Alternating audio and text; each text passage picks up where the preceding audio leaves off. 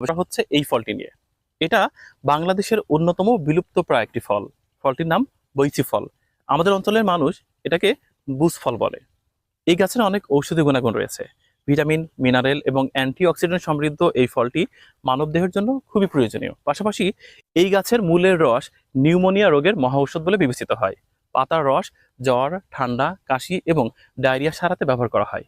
আমার হাতে সেই বৈচি ফল। তীব্র কাঁটাযুক্ত এই গাছটির ফল সত্যিকার অর্থেই খুবই মুখরোচক এবং সুস্বাদু। একটু খেয়ে দেখাতে যাই। বিসমিল্লাহ। অনেক বছর পর এটা খুঁজে পেলাম। জোড় কলম এবং শাখা কলম পদ্ধতিতে এই গাছের নতুন জন্ম দেওয়া সম্ভব হয়। মাত্র 2 বছরের মাথায় এই গাছে ফল দিতে সক্ষম। দেখেন এই গাছটিতে কি পরিমাণ ফল এসেছে। আমার হাতে পাকা বৈচি ফল। এই বৈচি ফলের আরো কিছু গুণাগুণ আছে। আপনার যদি কোষ্ঠকাঠিন্য থেকে থাকে কিংবা বদহজম থেকে থাকে তাহলে এই বৈচি ফল খেতে হবে। শুধু তাই না, এর পাতার রস সাপে কাটা রোগীদের খাওয়ানো হতো। প্রাচীন বাংলায় এই গাছটাকে বলা হতো মহা ঔষধ। শুধু তাই না, তিলের তেলের সাথে এই গাছের বাকলের রস মিশিয়ে যদি কোথাও মালিশ করা হতো তাহলে বাতের ব্যথা নিরাময় করা যেত।